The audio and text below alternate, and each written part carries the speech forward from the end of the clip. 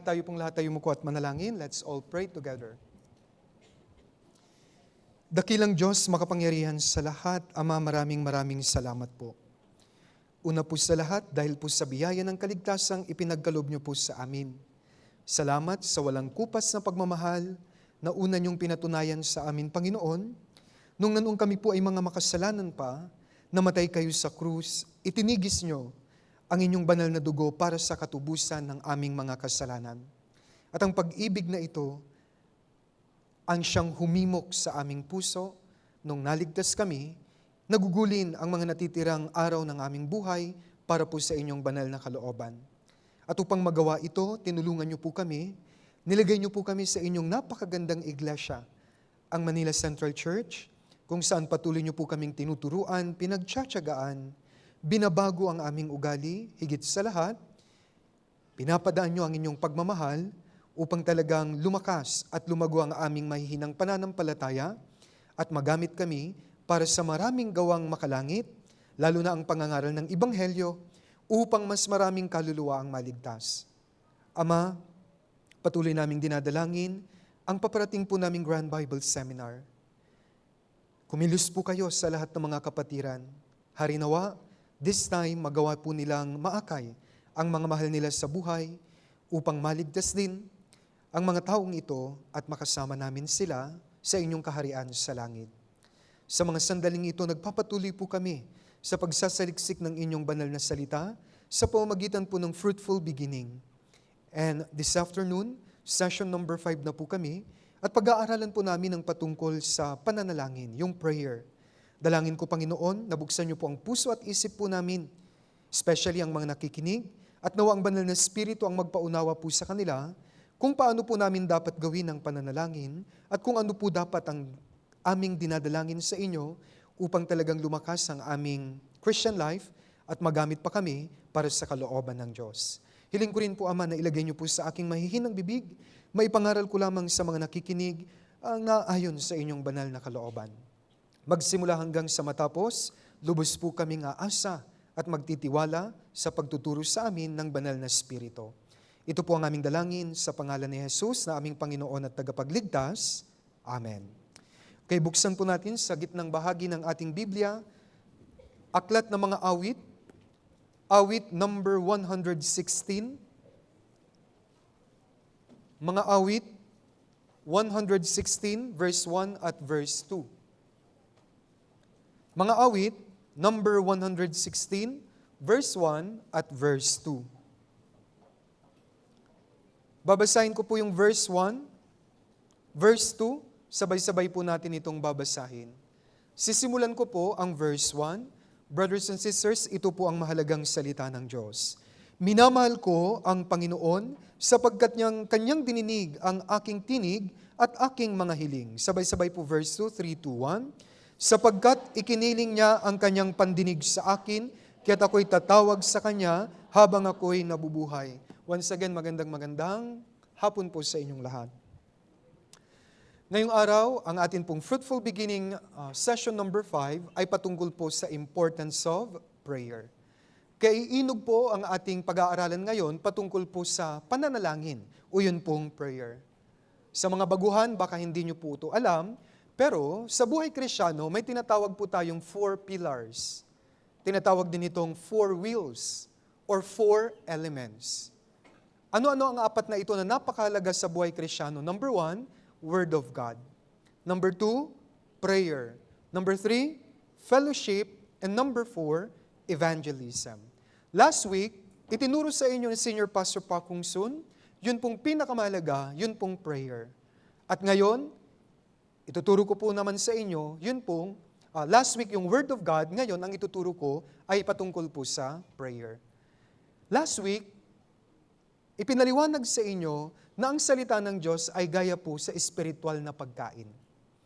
Physically, kumakain tayo araw-araw at dahil kumakain tayo, lumalakas tayo at lumalaki tayo. Tama mali? Physical may pagkain. Spiritual may pagkain, yan ang Word of God. Pero ang susunod sa Word of God, ito naman ang susunod, yung prayer. Kung ang Word of God, ito po yung spiritual food, ang prayer, ito naman po yung spiritual breath. Yun pong spiritual na paghinga. Physically, kung hindi kayo hihinga, ano mangyayari sa inyo? Patay. Kaya sa spiritual na buhay, kung ang salita ng Diyos ay pagkain, ang pananalangin, ito naman po yung paghinga. Napakahalaga ng paghinga kasi kung hindi ka hihinga ng ilang minuto, manghihina ka. At kung ayaw mo na talagang huminga, mamamatay ka na po. Ganon din po spiritually, we have to listen to the words of God, pagkain po yan ng spiritual, pero at the same time, kailangan natin ng prayer. Ito naman po yung paghinga para patuloy na lumakas tayo at magtagumpay ang ating buhay Kristiyano.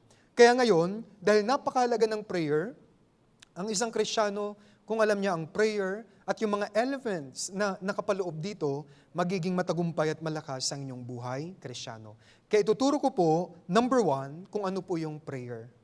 Number 2, ipapakita ko yung prayer ng Panginoong Hesukristo. And number 3, ano at paano ang dapat gawin sa pananalangin sa Diyos. Bago ko po ito i-discuss, i-bookmark nyo po itong ating main scripture. Tignan po natin sa Exodus. Exodus chapter 3, from 13 to 15. Gagawin ko po itong illustration patungkol po sa paghinga. Mahalaga yung paghinga. Exodus chapter 3, verse 13 to 15. Dito, kinausap ng Diyos si Moises at binigay ng Diyos kay Moises kung ano ang pangalan ng Diyos. Exodus chapter 3, verse 13 hanggang 15. Ngunit sinabi ni Moises sa Diyos, pagdating ko sa mga anak ni Israel at sasabihin ko sa kanila, sinugo ako sa inyo ng Diyos ng inyong mga ninuno. At sasabihin nila sa akin, ano ang kanyang pangalan? Anong sasabihin ko sa kanila? Verse 14, sinabi ng Diyos kay Moises, ako ay ang ako nga. At kanyang sinabi, ganito ang sasabihin mo sa anak ni Israel, sinugo ako sa inyo ni ako nga. Sinabi pa ng Diyos kay Moises, ganito ang sasabihin mo sa mga anak ni Israel, sinugo ako sa inyo ng Panginoon, ang Diyos ng inyong mga ninuno, ang Diyos ni Abraham, ang Diyos ni Isaac, at ang Diyos ni Jacob. Ito ang aking pangalan, magpakailanman, at ito ang itatawag sa akin ng lahat ng mga lahi. Kaya binunyag ng Diyos kay Moises sa English version, I am who I am. Sa Tagalog po, ako ay ang ako nga. Sa Hebrew po, sa original na teksto, ang ancient Hebrew ay wala pong vowel. Ano po yung vowel sa English? Yung 5 letra, A, I, O, O. Kaya yung Hebrew, kung lalagay natin sa English alphabet, ito po ay Y, H, W, H. Tanong ko, paano i-pronounce ito ngayon? Hindi ho, walang nakakaalam ng pronunciation. Bakit? Kasi walang vowel. Wala pong A, I, O, O. Kaya nilagay lang po Y, H, W, H. Pero dun po sa verse 15, ako ang Panginoon. Okay? Siya po yung Panginoon. Bakit ko po pinakita sa inyo? Anong kinalaman yan sa prayer? Mahalaga po yung pangalan ng Diyos, walang nakakaalam nito. Huwag po kayong maniwala sa mga tao na nagsasabi, alam namin ang exact pronunciation. Wala na pong nakakaalam kasi iniutos din po dito po sa Biblia na hindi pwedeng banggitin ang pangalan ng Diyos sa walang kabuluhan. Mapaparusahan ka. Kaya ayaw ng mga Israelita ito na mabanggit sa walang kabuluhan until such time na wala na po yung tamang pagkaalam ng pronunciation. Walang nakakaalam ng saktong pag-pronounce niyan, pero meron po akong mahalagang ipapaliwanag. Gaya ng sabi ko, ang pananalangin ay parang spiritual na paghinga. Paano tayo humihinga? Paano kayo humihinga? Yeah? Sundan nyo to. Oh. Ibig sabihin, mula nung isinilang po tayo hanggang mamatay, may hininga tayo, di ba? Ano po ang ibig sabihin? Dependent tayo sa Diyos. Kung wala ang Diyos, patay tayong lahat. Kaya habang humihinga ka, dapat maunawaan mo at lagi mong naaalala ang Diyos, ang Panginoon. Kung wala ang Panginoon, hindi nyo po kayang huminga kahit isang segundo. Tama, mali? Bakit ko po ito sinabi? Pag huminga ulitin, gayahin nyo po ako. May pattern. Tama, mali? Tama? Walang sound. Pero nagre-remind nito, kailangan natin ng Diyos sa bawat segundo ng ating buhay, humihinga tayo. Spiritual, ito po yung prayer. Kung wala kayong prayer, ang hina-hina nyo at patay ang inyong buhay, Kristiyano. Kaya sa aking session na ito, ang prayer dapat ginagawa lagi-lagi gaya ng ating paghinga. Kasi ang prayer, ito po yung spiritual breathing. Ito yung spiritual na paghinga. Kaya kung hindi kayo hihinga, talagang mahirap po ang inyong buhay, Kristiyano. Hindi kayo magpipray, mahirap ang inyong buhay, Kristiyano. Kaya ngayon, pag-aaralan natin ng detalyado kung gaano kahalaga ang prayer. Kasi nakikita ko, maraming mga kapatiran maaari, hindi nila alam kung paano mag-pray. Kaya ituturo ko po ito isa-isa. Una, ano ba ang prayer? What is prayer? Una po, na ibig sabihin ng prayer, ang prayer, this is a channel kung paano nyo matatanggap ang kapangyarihan ng Diyos. Sa English, prayer is a channel to which God's power is supplied. Kaya pag nananalangin ka, na isusupply ng Diyos ang kalakasang espiritual para sa iyo. Kaya napakahalaga ng prayer. Tignan po natin awit number 81. Gitang bahagi, awit number 81, verse 1. Kaya kung tayo ay nagpipray, maibibigay ng Diyos, yun pong kalakasan espiritual, kalakasan ng buhay Kristiyano para po sa atin. Awit 81 verse 1. Ito pong verse 1, basahin po natin sabay-sabay, 3, 2, 1. Umawit kayo ng malakas sa Diyos na ating kalakasan. Sumigaw sa Diyos ni Jacob dahil sa kagalakan. Sa unang part, Diyos na ating kalakasan. Ang Diyos po, all-powerful po siya. Lahat na gagawa niya, powerful siya. Pastor, paano ko ngayon makukuha yung power ng Diyos? Verse 10. Basahin din po natin, verse 10, sabay-sabay, 3, 2, 1. Ako ang Panginoon mong Diyos, na naglabas sa iyo mula sa lupain ng Ehipto, buksan mo ng maluwang ang iyong bibig, at ito ay aking pupunuin. Kibuksan natin ng maluwang ang ating bibig. Ibig sabihin nito, dapat nagpipray lagi tayo sa Diyos para matanggap natin yung spiritual na kalakasan. Para maintindihan ito, ang mga ibon, parang ganito, para lumakas sila. Tingnan niyo po ang screen. Pag batang-bata pa, nakanganga lagi yan. Para maibigay ng nanay yung pagkain at lumakas po sila. Parang ganito ang prayer. Prayer is a channel to which God's power is supplied to Christian. Buksan mo ng maluwang ang iyong bibig, mag-pray ka. At sabi ng Diyos, pupunuin kita ng lakas, ng kapangyarihan sa iyong buhay, Kristiyano. Pinakita ng Diyos ito sa nature para may matutunan tayo tungkol po sa prayer. Kaya my dear brothers and sisters, dapat buksan nyo raw ng maluluwang ang inyong bibig. Dapat mag-pray kayo para matanggap nyo ang kalakasang manggagaling sa Diyos. Okay? Kaya dapat ang mga Kristiyano nagpipray lagi. Sino po ang mahina sa Christian life? Sila na hindi nagpipray at mali ang kanilang prayer. Isa pa, Isaiah chapter 40, Isaías kapitulo 40. Isaiah chapter 40 verse 28 to 29. Isaías chapter 40 verse 28 to 29. Isaías 40, 28 hanggang 29, babasahin ko po. Hindi mo ba nalalaman? Hindi mo ba narinig? Ang Panginoon ng walang hanggang Diyos, ang lumikha ng mga dulo ng lupa, hindi siya nanghihina o napapagod man, walang makakatarok ng kanyang kaunawaan. Siya'y nagbibigay ng lakas sa mahina, at sa kanya na walang kapangyarihan, ay dinadagdagan niya ang kalakasan. All-powerful lang Diyos, kaya tawag natin sa kanya omnipotent. Napakalakas niya. Dahil malakas ang Diyos, siya ang source ng strength. Lakas ng buhay Kristiyano. Paano natin ito makukuha? Sa pamamagitan po ng ating pananalangin.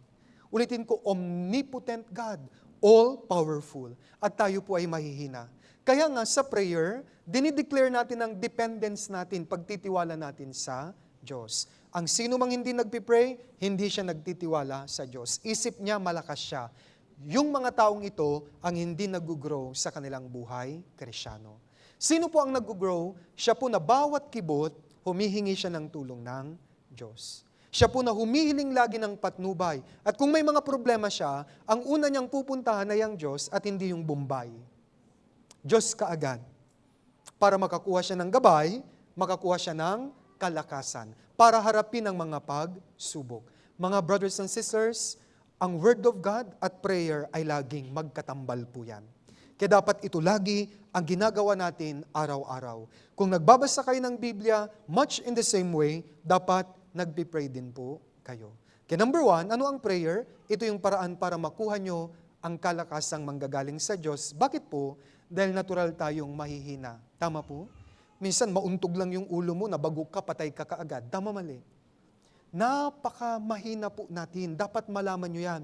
At ang mga nakakaalam na sila ay mahina, sila lagi yung dumudulog sa Diyos. Sila lagi yung nagbubuka ng kanilang bibig para matanggap nila yung kapangyarihan ng Diyos. Kaya napakahalaga ng prayer. Ulitin ko, ang mga hindi nagpipray at mali ang prayer, sila yung nanghihina sa kanilang buhay Kristyano. Pangalawa, ang prayer po ay personal na conversation o communication. Communion sa Diyos. Tignan po natin Deuteronomy 4, versikulo 7. Deuteronomy chapter 4, verse 7. Deuteronomy chapter 4, verse 7. Babasahin ko po, verse 7. Sapagkat aling dakilang bansa ang may Diyos na napakalapit sa kanila, na gaya ng Panginoon nating Diyos tuwing tumatawag tayo sa Kanya. Yan ang testimony ng Israel, malapit lang ang Diyos sa atin. At tayong mga tunay na born-again Christian, nung naligtas tayo, nasa atin na mismo ang Diyos. Paano? Sa pamamagitan ng Holy Spirit. Kaya nga, mayroon na tayong relasyon sa Diyos, kaya pwede na tayong makipag-usap sa Kanya. Minsan, akala nyo ang layo-layo ng Diyos, nasa langit siya. Hindi po. Kasama natin ang Diyos at gusto niya, kinakausap natin siya. Paano natin makakausap ang Diyos? Sa pamamagitan po ng prayer. Communion. Ang mahalaga po, sa pakikipag-usap sa Diyos, ang tinatawag kong intimacy. Kasabi ng Israel, Diyos na malapit. Mayroon po ba dito? Wala siyang phone, kakausapin niya, 1 kilometer away, kumusta ka na? Kaya, ay hindi kayo magkakarinigan kasi ang layo niya. Tama, mali? Kaya pag mayroon kang kausap, di ba, harapan, at gusto mo kung may kausap ka, yung nagkakarinigan kayo at may intimacy. Tama, mali? Ganon din po sa Diyos. Kaya nga, ang napakahalaga sa pananalangin, yung personal. Yung nasa kwarto ka at kinakausap mo ang Diyos ng masinsinan. Kaya ang prayer ay communion. Ang prayer ay pakikipag-usap sa Diyos. Minsan, hindi nyo ito ginagawa kasi isip nyo napakalayo ang Diyos. Hindi po. Kapag ligtas ka, kasama mo ang Diyos. Para maintindihan, ganito po. Ang Word of God, ito yung pakikipag-usap ng Diyos sa inyo. Tama? Sa pamamagitan ng sermon at pagbabasa ng Biblia, nalalaman mo ang kalooban ng Diyos. Yun ang pakikipag-usap niya sa iyo. Ngayon ang prayer naman, ito yung pakikipag-usap mo sa Kanya. Kaya magkasama yan. Through the words of God, God is talking to us.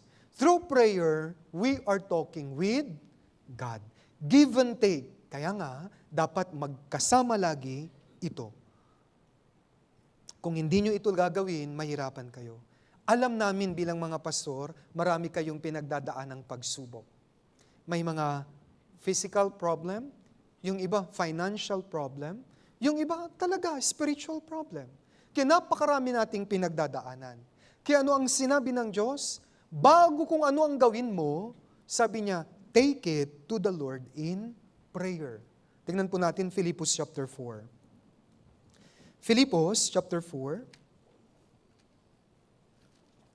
Philippians chapter 4 verse 6 to 7. Philippians 4, 6-7. Huwag kayong mabalisa sa anumang bagay, kundi sa lahat ng mga bagay, sa pamamagitan ng panalangin at pagsamo na may pagpapasalamat, ay ipaalam ninyo ang inyong mga kahilingan sa Diyos.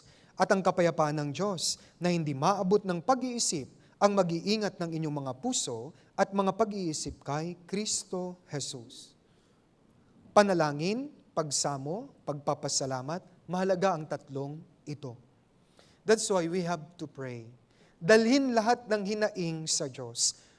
Nag-pray ka, magsumamo ka. Ano po yung pagsusumamo? Sinasabi mo lahat sa Diyos. Kaya minsan napapaiyak yung iba. Yung iba talagang buong puso nilang sinasabi sa Diyos lahat ng kanilang hilingin. And then, pagpapasalamat. Ano po yun? Nagpapasalamat ka knowing God knows everything na sinasabi mo at naririnig niya ang iyong panalangin.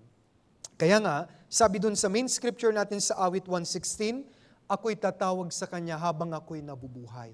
Kasi sa verse 1, alam niyang dinidinig ng Diyos ang Kanyang panalangin. Kasi sa ating panalangin, mahalagang nagsusumamo tayo at nagkakaroon tayo ng pagpapasalamat. Bakit? Ano man ang sagot ng Diyos, para yun sa ikabubuti mo. May 3 sagot ang Diyos. Number 1, no. Number 2, yes. Number 3, wait. Ano man ang sagot niya, magpasalamat ka na kasi walang masamang plano ang Diyos para sa'yo. At kapag ganoon, magkakaroon kayo ng tunay na kapayapaan sa puso. Sino po yung walang kapayapaan sa puso? Sila po na hindi dumudulog sa Diyos kung may mga problema. Kaya nga para maintindihan ito, tingnan nyo yung screen, may mga himno. Prayer, personal conversation, communion with God. Bakit nahihirapan tayo? Sabi ng mga awit, oh, what peace we often forfeit. Oh, what needless pain we bear. All because we do not carry everything to God in prayer. Maraming hirap, maraming pinagdadaanan. Anong gagawin mo? Ibigay, sabihin sa Diyos, Tagalog version, para mas maintindihan.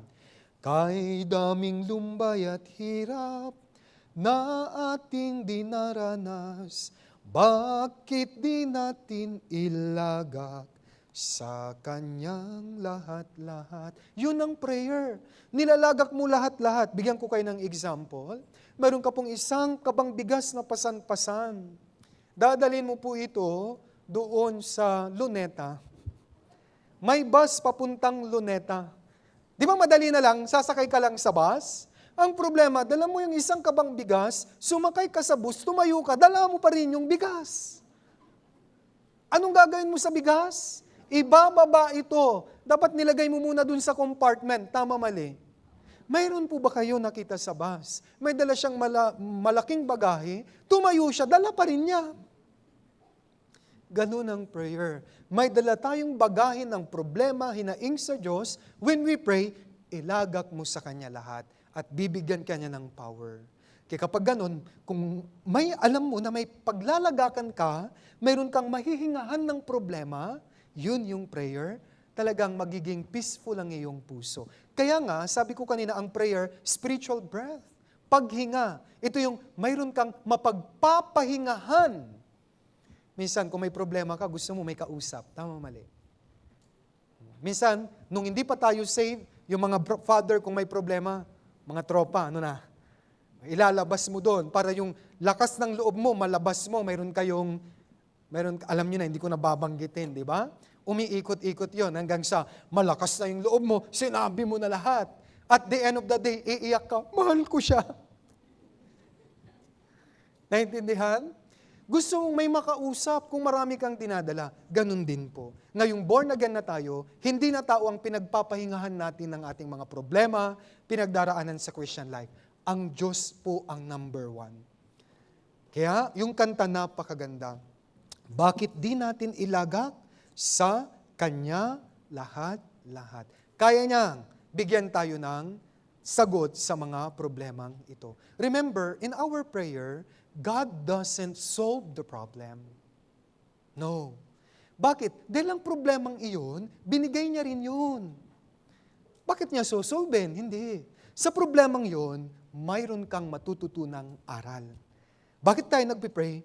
Ang prayer natin, gagabayan tayo ng Diyos hanggang sa makuha natin yung lesson sa problemang yon. And then, yung problemang yon, magpapasalamat ka pa nga sa Diyos. Naintindihan? Kaya kung may problema, manalangin. May pagsamo. Bakit ka nagpapasalamat? Yun palang problemang yon, ayun pa rin ang paraan ng Diyos para maipakita niya yung pagmamahal niya sa iyo. At marirealize mo yon through prayer. Bigyan ko kayo ng halimbawa. Nung di pa po ako ligtas, lagi kong sinasabi ito sa aking personal testimony. Mababa lang ang aking pangarap. Gusto kong maging presidente ng bansang Pilipinas. Kaya ang stepping stone ko, sabi ko, ay pumasok sa Philippine Military Academy. Okay na yung height ko, itsura okay din. Pasado na lahat. Kaya sabi ko, malapit ko nang ma-achieve yung aking dream. Kasi pag PMAer ka, everything is free. Pag graduate ka, pwede kang mamili.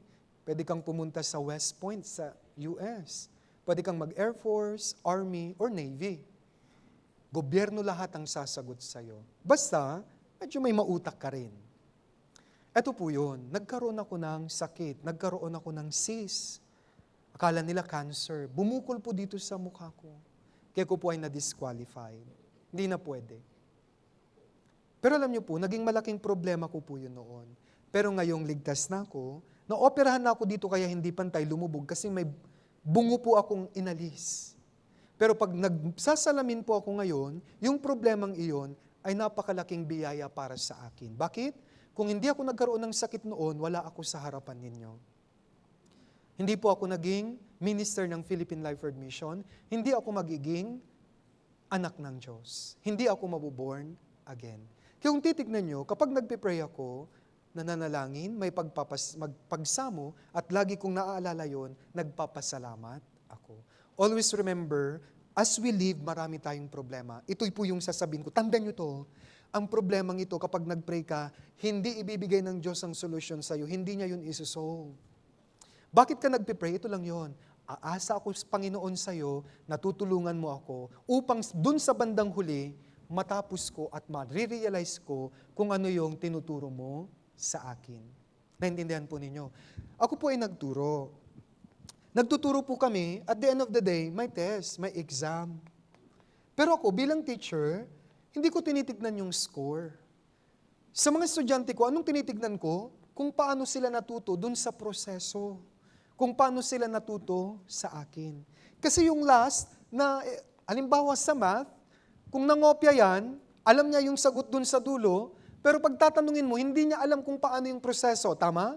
Ganun po sa buhay Kristiyano. May mga problems. Ang Diyos ay hindi po problem solver. No. Yung problems na ito sa buhay, ang gusto ng Diyos maibigay sa inyo, yung aral, lesson. And then, marirealize mo ito, kapag may prayer ka, isang dapat prayer.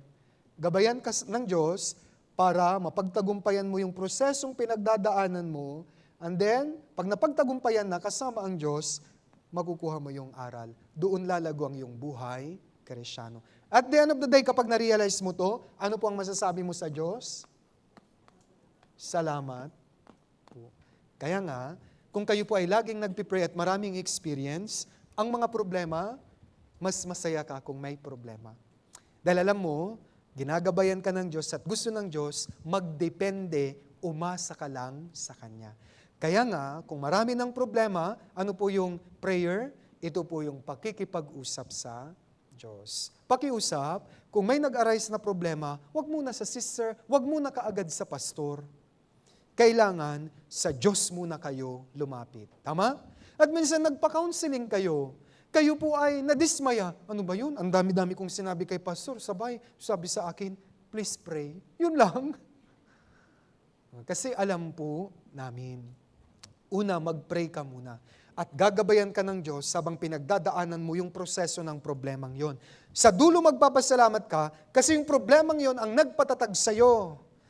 Ang nagbigay sa'yo ng patunay na ang Diyos ay kasama natin. Kaya nga, ito ang isip at naranasan ng mga tumatatag ang kanilang pananampalataya. Kaya pinakasusi, prayer. Kaya my dear brothers and sisters, dapat lagi tayong nag-pray. Ano pa? Ang prayer ay ginagawa lagi-lagi. Hindi sa espesyal na okasyon. Hindi yung, ay, kumidlat, magpipray nga ako. Hindi. Ang prayer, every now and then. Tingnan natin Efeso chapter 6. Efeso chapter 6. Verse 18. Efeso 6, versikulo 18. Basahin po natin, sabay-sabay, 3, 2, 1. Manalangin kayo sa Espiritu sa lahat ng panahon, sa bawat panalangin at pagsamo. At sa bagay na ito ay maging handa na may buong pagtiyatiyaga at pagsusumamo para sa lahat ng mga banal. Manalangin kayo sa lahat ng panahon.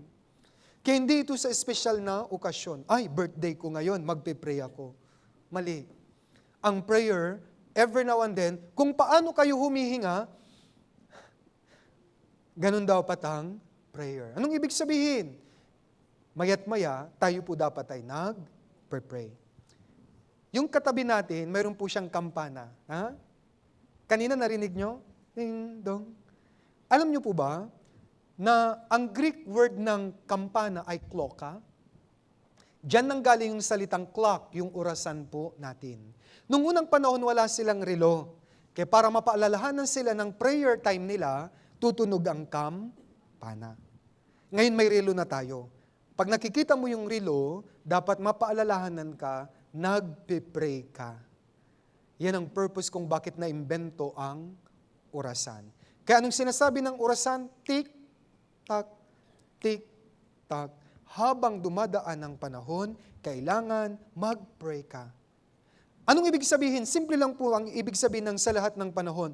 Most of your time, dapat ginugugol mo sa pag-pray. Kausapin mo ang Diyos, namimiss ka niya. Sabihin mo sa Kanya lahat.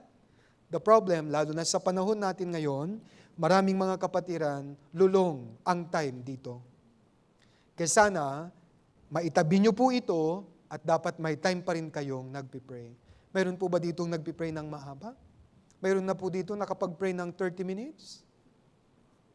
Pastor, 2 seconds lang. Mayroon po bang nagpipray ng madaling araw? Kailangan po ang Manila Central Church, gusto ko pong ituro ang mga kapatiran dito, ang request ko, dapat mapanalangin tayong lahat. Kaya umpisan po natin through this Fruitful Beginning Series, session number 5, gusto kong maitatak sa puso nyo kung gaano kahalaga ang prayer. Isa pa, Unang Tesalonica 5:17. Unang Tesalonica, chapter 5, verse 17.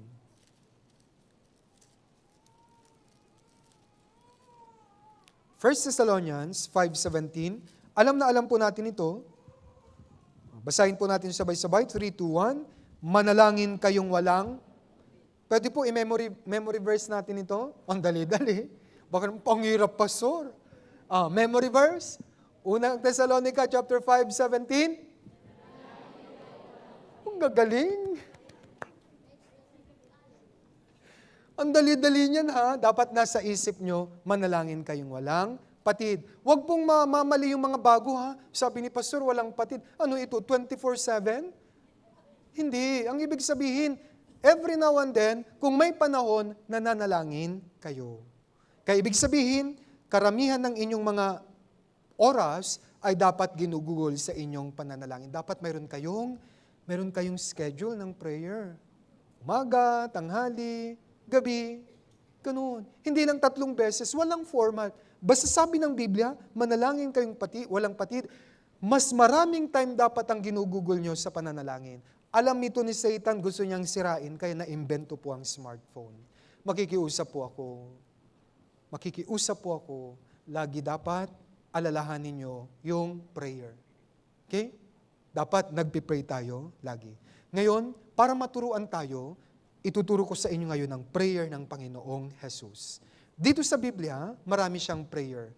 At marami pong mga mangmang sa Biblia ang nakikipagdebate. Anong tanong nila? Natanong ako minsan, Pastor, kung Diyos si Jesus, bakit siya nanalangin? Ano ang sagot? Alam nyo? Kung Diyos siya, bakit siya nanalangin? Kahit nung nakapako siya, nagsabi siya, Ama, patawarin mo sila. Hindi nila alam ang kanilang ginagawa. Bakit siya nanalangin nung siya ay nabubuhay? Kung Diyos siya. Diyos po siya, yes. Walang question doon. Ito po yung dahilan. Bakit siya nag-pray? Para bigyan tayo ng halimbawa. Simple lang yun. Nanalangin siya para ipakita sa inyo at sa akin, kayong mga anak ko, kayong mga born-again Christian, ganito kahalaga ang pananalangin. Kaya ako mismo magiging halimbawa. Kaya dito po sa maraming halimbawa, namili po ako ng 3 na dapat nating tularan. Una, Lucas chapter 3. Luke chapter 3 verse 21 to 22. Medyo mabilis po kasi 1 oras lang po tayo para matapos ko. Luke chapter 3 verse 21 to 22. Nang mabautismo ng buong bayan at nang mabautismo din si Jesus at siya'y nanalangin, ang langit ay nabuksan. At bumaba sa kanya ang Espiritu Santo na may anyong katawan na tulad sa isang kalapate, may isang tinig na mula sa langit. Ikaw ang pinakamamahal kong anak, sa iyo ako lubos na nalulugod. Ang bautismo ni Jesus Christ, ito yung signal na magsisimula na siya sa 3.5 taong pagtuturo niya sa bansang Israel. Ano ang aral dito? Bago siya magsimula sa kanyang gawain para sa ating kaligtasan, nanalangin po siya. Ano yung aral? Bago nyo simulan ang lahat, kailangang mag-pray. Kaya bago niya simulan ang gawain, nag-pray, anong sabi? Nabuksan ang langit. Anong ibig sabihin nito? Basic po, pero ituturo ko po, napakahalaga ito. Kaya, halimbawa po, bago kayo magbasa ng Biblia, bago kayo makinig ng sermon, mag-pray kayo na buksan ng Diyos ang inyong pangunawa at puso para maintindihan nyo ang Biblia at maintindihan yung sermon ng pastor. Bago nyo simulan ang lahat. Bago kayo magtrabaho, bago kayo gumawa ng anuman sa bahay, mag-pray ka na maunawaan, mabuksan ang puso mo, natanggapin ang biyaya ng Diyos sa araw na yon, na ang lahat ay galing sa biyaya ng Diyos. Bago mag-start, o pagdating dito, bago makinig ng sermon, nagpipray tayo na dapat buksan ng Diyos ang puso, isip at diwa natin para yung ihahasik na salita ng Diyos ay talagang pumunta sa mabuting puso, ito ay lumago at ito ay magkabunga. Kaya napakahalaga ng start. We start and end everything with prayer. Kaya ano man ang sisimulan nyo, kahit negosyo, nagpipray. Dapat buksan mo ang daan sa negosyong ito, Panginoon, para magamit ko para sa iyong kalooban. Naintindihan po ninyo? Pagbukas ng mata, paggising, mag-pray ka agad. Panginoon, buksan niyo po ang aking puso, isip, upang kung sino po yung makakasalamuha ko ngayon, ay mabahaginan ko ng inyong mahalagang salita ng Diyos. Si Jesus Christ, bago nag-start ng kung anuman, nag-pray. Yun po ang sundan natin. Kaya bago nyo i-start ang anumang bagay, mag-pray po kayo. Humingi kayo ng gabay. Bago kumain, ano ang prayer nyo? Nagpapasalamat tayo, pero ito po yung prayer dapat. Nabuksan lagi ng Diyos ang iyong pangunawa, na yung pagkain na yun ay binigay niya para lumakas ka pa at magamit mo yung kalakasan para sa gawain ng Diyos. When Jesus Christ prayed, nabuksan ng langit. Dapat nararanasan nyo yan tuwing nagpipray kayo. Hindi na po langit ang mabubuksan, kundi nabubuksan ang ating isip, puso, at buong pagkatao. Alam natin na ang Diyos kasama po natin. Kaya sa anumang uumpisahan nyo, mag-pray. Ang Panginoong Hesus, bago niya sinimulan ng anumang bagay, nag-pray siya. Ano pa? Bago ng Grand Bible Seminar. Dapat pinagpipray na natin ang mga ini-invite natin. Ano po yung prayer nyo? Sa mga ini-invite nyo, nabuksan ng Diyos ang puso niya. Hipuin ng Diyos ang puso niya upang paunlakan niya ang invitation natin. Bago kayo mag-house visit, mag-pray kayo. Nabuksan ng Diyos ang tahanang iyon, mabuksan ang pintuan ng Ebanghelyo. Yun po dapat ang mga prayer po natin. Naintindihan po ninyo? Kaya napakahalaga yung simula. Kasi kung mali yung simula, problema tayo sa katapusan. Dapat maayos ang simula. Kaya si Jesus Christ, tinuturo niya sa atin, whatever you do, start until the end, Yung una at huli, dapat sa Kanya kayo umasa. Paano? Sa pamamagitan ng prayer. Pangalawa, Luke chapter 5. Lucas chapter 5, verse 15 to 16. Lucas chapter 5, verse 15 to 16. Subalit lalo niyang ikinalat ang balita tungkol kay Jesus. Nagtipon ng napakaraming tao upang makinig sa Kanya at upang mapagaling sa kanilang mga salita. 16, basahin po ninyo sabay-sabay. 3, 2, 1.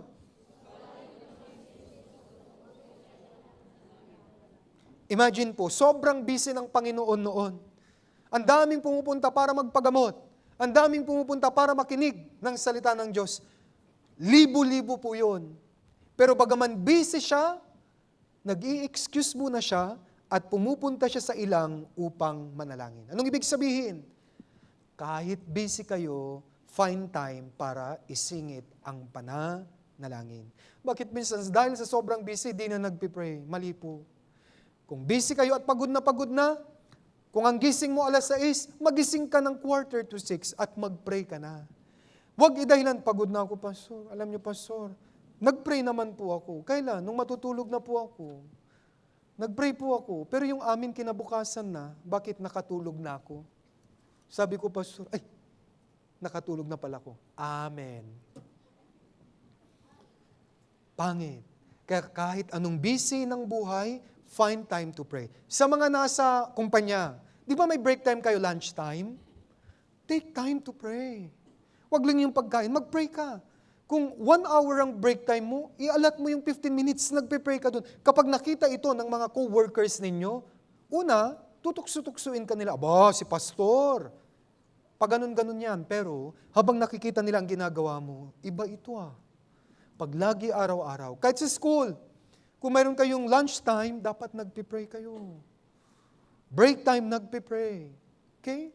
Huwag niyong hayaan na diktahan kayo ng busy schedule. Dapat, nandyan lagi ang prayer. Ang Panginoong Yesus ang dami, busy, pero nagpray po siya. Yun dapat ang gawin natin sa ating prayer. Ano pa? Lucas chapter 6 naman po. Verse 12 at 13. Luke chapter 6, verse 12 to 13. Babasahin ko po. Lucas 6, 12 hanggang 13. Nang mga araw na iyon, siya ay nagtungo sa bundok upang manalangin at ginugol ang buong magdamag sa pananalangin sa Diyos. Kinaumagahan, tinawag niya ang kanyang mga alagad at siya'y pumili mula sa kanila ng 12 at itinalaga niyang mga apostol. Ano ito? Magdi-decide ang Panginoong Hesus, pipili siya ng 12 alagad. Kaya sa mahalagang desisyon na ito, nag-pray siya ng buong magdamag. Kaya kung may mga mahalagang desisyon sa buhay, huwag padalos-dalos. Dapat gumugol ito ng maraming pananalangin. Huwag po yung may naisip ka, gagawin mo kaagad. Kahit sa church, may biglang naisip, Pastor, meron akong idea. Gawin natin. Sabay sabi namin, mag-wait ka muna, nagtampo na. Hindi ho. Bakit wait? Ipag-pray muna natin kahit napakaganda ng iyong idea. Kahit sa desisyon sa buhay, dapat pinag-pray ito. Marami kang problema, hindi ka nag-pray. Then may solusyon. Lumapit ka pa sa unbeliever. Ano ang solusyon niya? Mare, sama ka sa akin. Saan? Iraq. Doon tayo magtrabaho. Anong mangyayari sa'yo? Nasabi ko na, naging Arabo ka na. Pagdating mo dito, akala mo mayroon kang ipon. Yung pala, naging Arabo, Arapera. Dahil Arapera, Arabuhok na rin. Napahamak ka, tuloy. Bakit nagkakaroon tayo ng maling desisyon? Most of the time, you do not pray. And when you pray only once, kailangan mag-pray pa ulit-ulit. Minsan, aabutin ito. Si Jesus Christ buong magdamag, sa atin minsan inaabot yan ng linggo, buwan, bago dumating yung tamang pagdedesisyon. Si Jesus Christ, 12 disciples, buong magdamag. Ang isang punto, naisip ko lang po ito, bakit buong magdamag? Siguro isa sa mga content ng prayer niya si Judas. Alam niya, huhudasin siya Pero sabi niya, mamahalin ko ang taong ito hanggang sa huli. Sana hanggang sa huli magsisi siya. Pero anong nangyari? Si Judas hanggang sa huli, di siya nagsisi. Alam niyo po, nagkasala siya. Pero kung hindi siya nagbigti, babalikan siya ng Panginoong Hesus. Si Pedro, 3 times siyang ikinaila si Jesus Christ. Nakagawa rin siya ng kasalanan, pero binalikan siya ni Jesus Christ. Tama? Ang problema kay Judas, ito yun. Mali yung desisyon niyang magbigti. Bakit? Dahil emosyon ang ginamit niya. Na ano po siya, nakonsensya siya. Alam niyo po yung 30 pirasong pilak, hindi niya yung napakinabangan, tinapon niya dahil nakonsensya siya. Umiyak siya, humagulgul. Ako nagkanulo sa aking Panginoon. Ang problema sa kanya, dahil sa emosyon niya, tatapusin ko na ang buhay ko. Nagbigti po siya. Nag-suicide siya. Yun ang malaking pagkakamali. Why? Walang prayer. Doon sa Garden of Gethsemane, nagsabi ang Panginoon, manalangin kayo. Hindi sila nag-pray. Anong ginawa nila? Anong ginawa nila doon? Natulog sila. Kung itong si Judas nag-pray sana, hindi sana siya naging Judas. Yung Judas sana walang negative na connotation. At pwede, kung hindi nangyari yon, si Judas sana pwede yung anak natin, pangalanan nating Judas. Walang problema. Pero dahil sa ginawa ni Judas, walang nanay at tatay na nagbibigay ng pangalan na anak. Anak, ay mag-uusap silang mag-asawa. Daddy, ano yun ma? Yung pinagbubuntis mo, lalaki. Gusto ko pangalan niya Judas. Mag-aaway kayong mag-asawa niyan. Tama? Kung itong si Judas nag-pray nung araw na yon, nakapag-desisyon siya, babalik ang Panginoon, mapagmahal siya, namatay siya para sa akin, babalikan siya. However, nag-decide siya, bigti, kaya nasa impyerno na po siya. Napakahalaga ng pagpipray bago tayo magdesisyon sa isang bagay. Marami. Ano yung mga pinagpipray mabuti? Yung kalooban ng Diyos dapat ang maghari sa mga gagawin po ninyo sa inyong buhay Kristiyano. Work man yan, pag-aaral man yan, pag-aasawa man yan, anumang may kinalaman sa ating Christian life, mag-pray para tulungan kayo ng Diyos na mag-decide. Kaya itong tatlong ito na prayer ng Panginoon, tularan po natin. Okay? Ngayon, ituturo ko, may 15 minutes pang natitira, ano at paano tayo dapat mag-pray. Ito ay pinakita ng Diyos sa Lord's Prayer. Saan po yon? Matthew chapter 6. Tignan natin ang Lord's Prayer. Mateo chapter 6. Matthew chapter 6.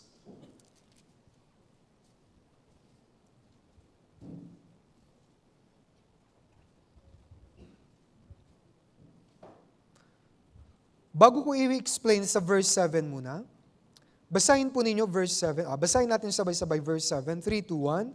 At sa pananalangin, ay huwag kayong gumamit ng walang kabulang paulit-ulit na tulad ng ginagawa ng mga hintil sapagkat inaakala nilang sila ipapakinggan dahil sa marami nilang salita. Ang Lord's Prayer, maraming tao, mga relihiyon, ginagamit nila, minemorize nila paulit-ulit, di ba? Our Father who are in heaven, hallowed be your name. Paulit-ulit. Sinabi na dito, huwag daw paulit-ulit. Tama mali.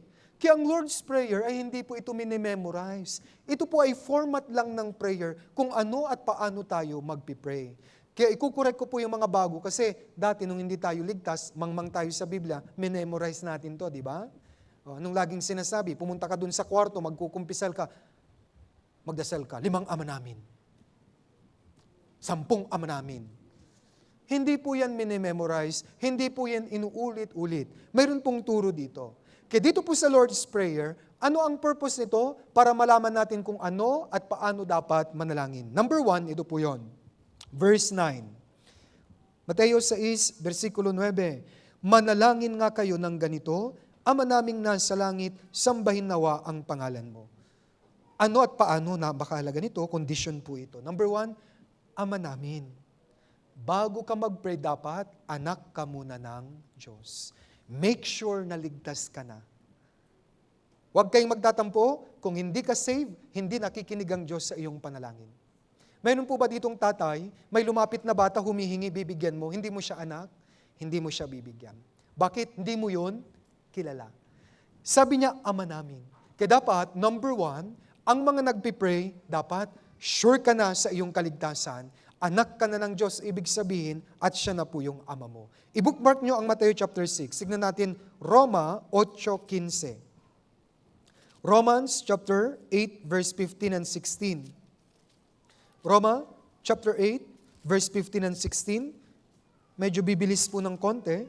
Anyway, pinapakita naman po sa screen. 15 and 16.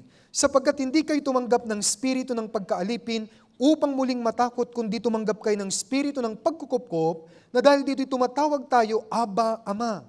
Ang Espiritu mismo ang nagpapatutuo kasama ng ating Espiritu na tayo mga anak ng Diyos. Kaya sa prayer, dapat anak ka na ng Diyos. Ang pinapakinggang prayer ng Diyos ay yung panalangin ng kanyang anak. Isa lang po ang prayer na pinapakinggan ng Diyos sa mga hindi ligtas. Ano po yun? Kung gusto na nilang maligtas. Naintindihan nyo? Kaya, kondisyon, dapat saved na po kayo. Tanong ko, session number 1, assurance of salvation. Ilang percent na ang kaligtasan nyo? Baka may 99 pa dito, ha? Delikado, dapat 100%. Balikan natin. Matthew chapter 6, verse 9. Pagkatapos siyang sinabi, Ama namin, marami. Ano po ito? Ito po yung church.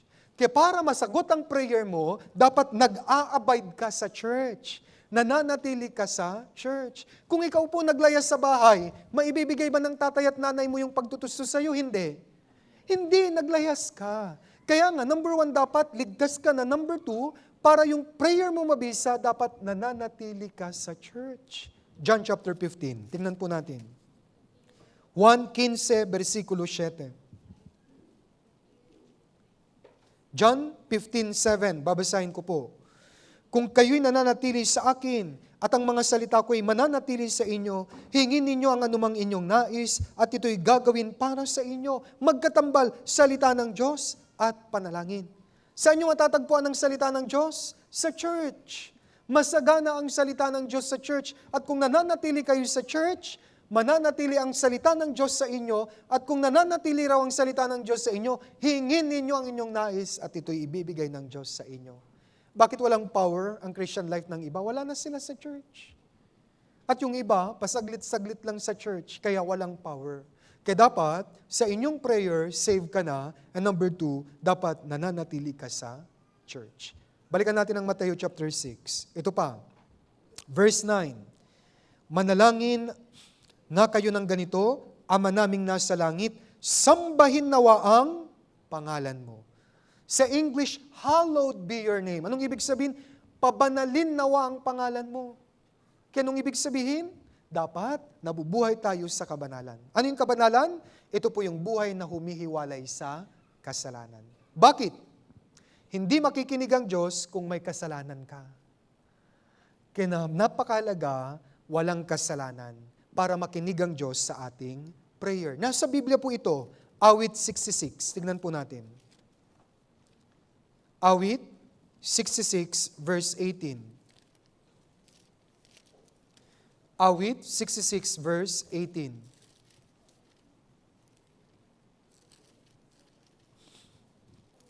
Okay, madali lang pong hanapin. Awit sa 66, versikulo 18. Basahin po natin sabay-sabay, 3, 2, 1. Kung iningatan ko ang kasamaan sa aking puso, ang Panginoon na hindi makikinig. Kaya sabi niya, hallowed be your name. Nagpipray ka, pero mayroon kang secret sin. Anong sasabihin ng Diyos? Stop. Ayusin mo muna ang secret sin mo. Halimbawa, mayroon dito young adult. Mayroon kang karelasyon na hindi namin alam sa labas. You're just wasting your time praying. Hindi makikinig ang Diyos. Kaya anong gagawin mo? Cut it off. Magsasayang ka lang ng oras. Ano pa? Kung mayroon kayong tinatagong kasalanan, mayroon pa ring bisyo na nandito sa puso, paano ka mananalangin ngayon? Kaya dapat napapahiwalay tayo sa kasalanan para maging effective ang prayer ninyo. Paano kayo magpipray? Alam niyong may kasalanan kayo. Sa bahay lang, may kasalanan ka sa nanay mo, madaling humingi ng pera? Hindi. May kasalanan ka sa tatay mo, madaling humingi ng pabor? Hindi. Kaya bago mag-pray, dapat napapabanal tayo. Humiwalay ka muna sa kasalanan. Kaya minsan, nagpipray kayo, walang sagot. Bakit? Mayroon ka pang kasalanan eh. Alam niyo po, kung may kasalanan, nakaganito ang Diyos. Ha? Diyan sasabihin niya, putulin mo muna, hiwalayan mo muna yung kasalanan para masagot kita. Naintindihan po ninyo? Kaya sabi, sambahin nawa ang pangalan mo. Bakit? Paano nasasamba ang pangalan ng Diyos kung ang kanyang mga anak ay gumagawa ng tama? Ako po ay tatay, may ginawang masama ang anak ko, pati yung pangalan ko, damay, tama mali. Paano natin nasasamba ang pangalan ng Diyos kung nabubuhay kayo ng maayos na buhay Kristyano?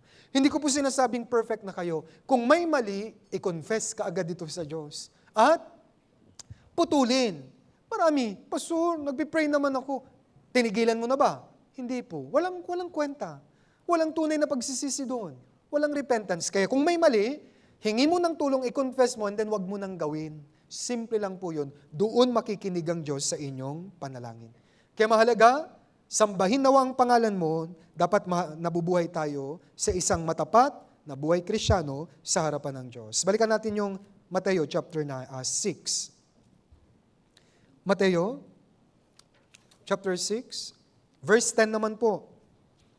Dumating nawa ang kaharian mo, masunod nawa ang kalooban mo, kung paano sa langit, gayon din naman sa lupa. Dumating nawa ang kaharian mo, ano po ito? Ang prayer po natin dapat ay ang paglawak ng kaharian ng Diyos. Paano lumalawak ang kaharian ng Diyos? Kapag naliligtas ang mga tao. Kaya ano po ang laman ng prayer? Kaligtasan. Kaya nga sa Bible Seminar, bago ng Grand Bible Seminar, may prayer request na tayo. Tanong ko, nagpipray po ba kayo? Naku. Si Evangelist Romnick, nilagay niya yung mga prayer request nyo per cell group, per district. Ang dami nun. Pinagpipray nyo po ba? Makikiusap po ako, mamaya pag-uwi natin, Lunes, Martes, Merkules, Huwebes, Biyernes, hanggang mag-Bible Seminar, banggitin nyo po yung mga prayer request, mga pangalan na iyon.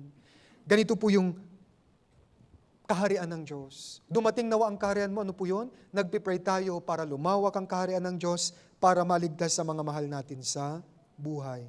Ano ba? Ipag-pray nyo yung ginagamit para sa kaharian ng Diyos. Sino? Ang mga ministers po ninyo. Tao rin lang po sila. Ako rin po tao lang. Kaya dapat pinagpipray nyo kami na lumakas at maipahayag namin ang salita ng Diyos boldly and mightily for God's glory. Naintindihan nyo? Yun po yung dumating nawa ang kaharian mo. Ulitin ko, ang laman ng prayer nyo dapat ay kaligtasan ng mga mahal nyo sa buhay. Baka naman may nagpipray dito, sana Panginoon, patamahin mo ako ng loto. Hindi yun pakikinggan. Hindi yun kalooban ng Diyos. Okay? Ang pinagpipray natin, yung mga para sa Diyos, para sa kalooban ng Diyos, at natural niyang idadagdag ang pangangailangan natin, kahit di nyo banggitin. Alam na niya ang pangangailangan nyo, pisikal, material. Ang binabanggit, eto pong sinasabi ko, yung kaligtasan ng mga mahal nyo sa buhay. Next, Matthew chapter 6, verse 10. Ito yung susunod. Masunod nawa ang kalooban mo sa gitnang bahagi. Kaya ano po, ang prayer natin ay dapat alinsunod sa kalooban ng Diyos. May mga prayer kayo hindi tinasagot. Bakit? Hindi yun kalooban ng Diyos. Tignan natin Santiago. Santiago 4 verse 3. Santiago 4 versikulo 3. Babasahin ko po. Kayo'y humihingi at hindi tumatanggap, sapagkat humihingi kayo sa masamang dahilan upang gugulin nyo ito sa inyong mga kalayawan. Kaya hindi kalooban ng Diyos. Sabi ng Lord's Prayer, dumating nawa ang kalooban mo. Maghari ang kalooban ng Diyos. Alinsunod sa kalooban. Pero sabi ni Santiago, hindi nyo natatanggap kasi para yun sa inyong kalayawan. Para yun sa iyong sariling kalooban. Example, young adult, Panginoon pahingi ng boyfriend, hindi yun ibibigay ng Diyos. Sa mga magulang, Panginoon, payamanin mo ko. Pag yumaman ka, baka di ka na mag-church. Palakin mo yung business ko. Pag lumaki yun, baka wala ka ng time para sa church. Minsan, humihingi ng prayer request sa akin, Paso, ipag-pray nyo po. Ano po yun? No, sana makapunta po ako saan? Saipan. Saipan? Sa ibang bansa. Sabi ko, hindi ko po ipag-pray. Bakit hindi yun kalooban ng Diyos na mawala ka sa church? Naintindihan nyo? Kaya lang minsan dahil hindi nyo alam, humihingi kayo ng prayer na mali. Dapat ang prayer para sa kalooban ng Diyos. Ngayon, ano ang kalooban ng Diyos? Number 1, ang Diyos ay nagnanais ng lahat ng tao ay maligtas at makarating sa pagkakilala ng katotohanan. Di ba? Ano pa? Unang Tesalonica 4:3, ito ang kalooban ng Diyos, ang inyong pagpapabanal. Ano pa?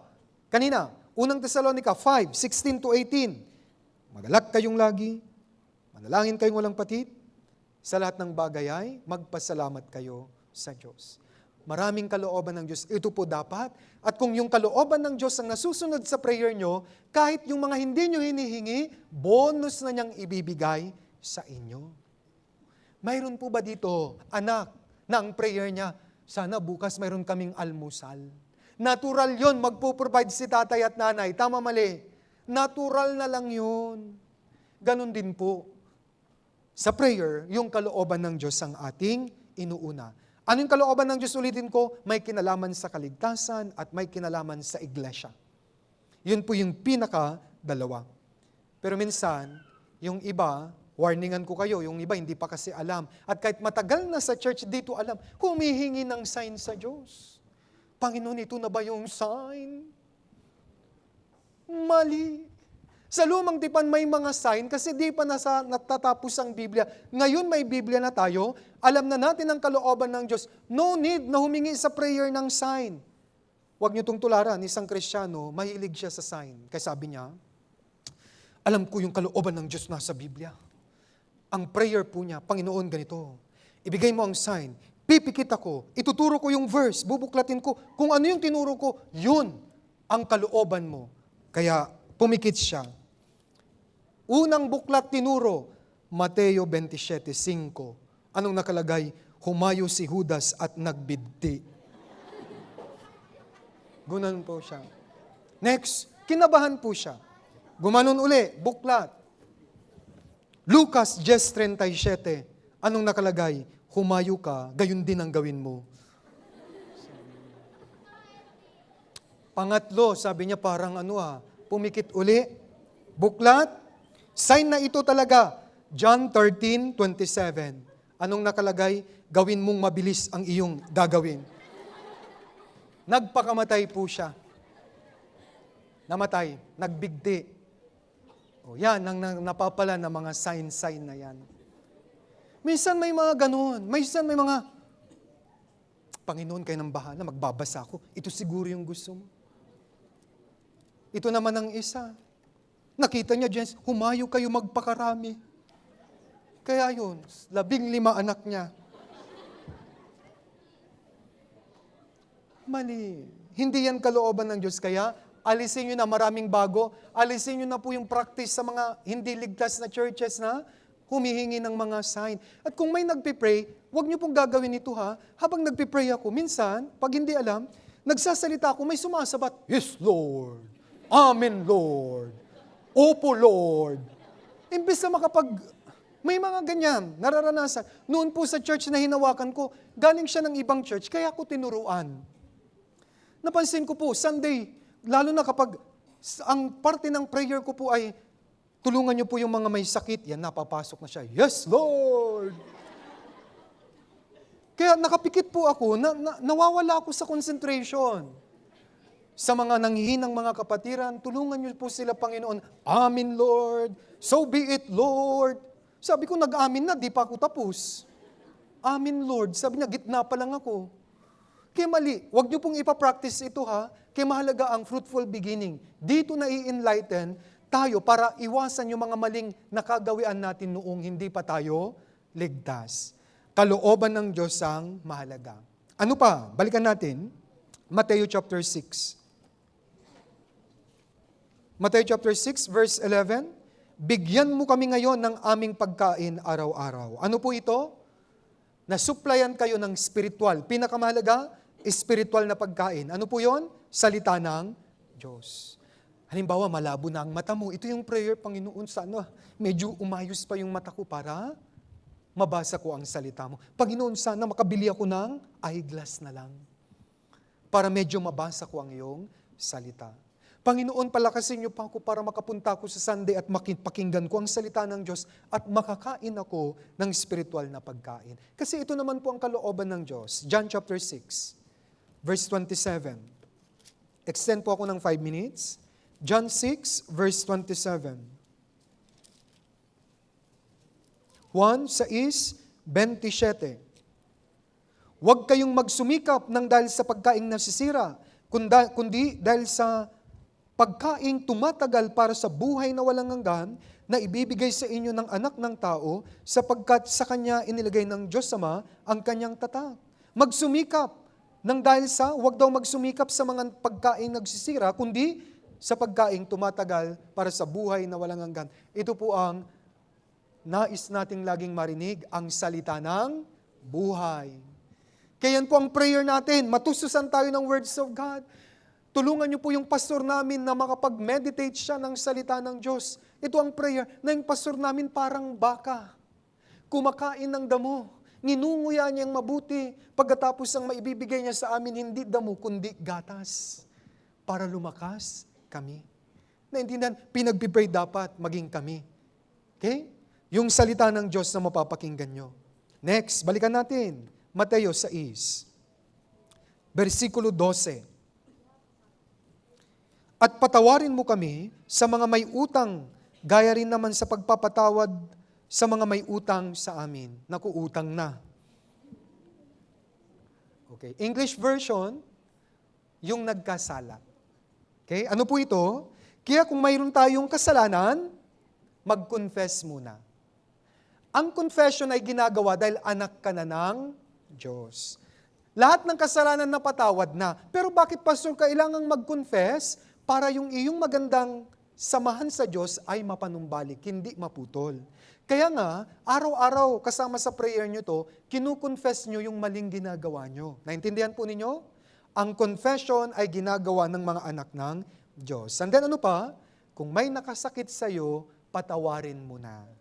Ang hirap mag-pray na may dala-dala ka dito sa puso na may kaaway kang sister o brother o kamag-anak mo. Lalo na Grand Bible Seminar, yung kapatid mo sa flesh, may nagawang mali. Anong gagawin mo? Magmamatigas ka, ikaw na magpakumbaba. Kahit siya ang mali, ikaw ang mag-sorry, madala mo lang siya dito. Yun po ang ibig sabihin, gaya ng pagpapatawad namin sa mga may utang sa amin. Kaya, anong pinagpipray natin? Ulitin ko, mga kasalanan, i-confess natin, ipahayag natin sa Diyos. At pag sinabi mo, talikuran mo na po, ha? Useless. Sinabi mo sa Diyos, halimbawa, pasensya na po, naninigarilyo ka pa. Panginoon, tulungan mo ko na, mawala na ito. Madali lang naman eh. O, nag-pray ka na, huwag ka nang bibili.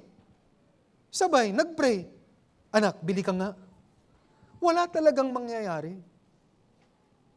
Mali.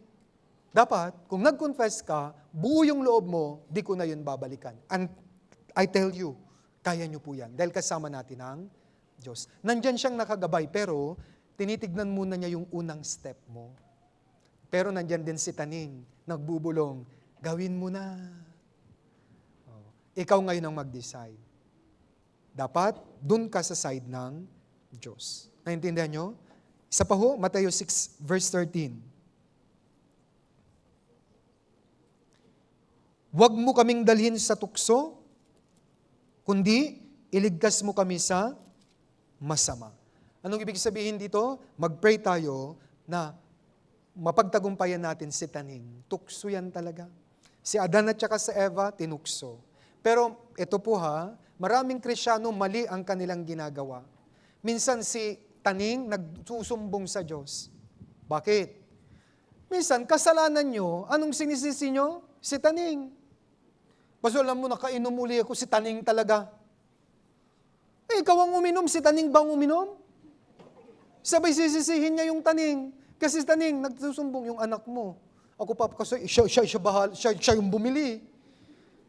Naintindihan nyo, may mga ganong Kristiyano, marami dito.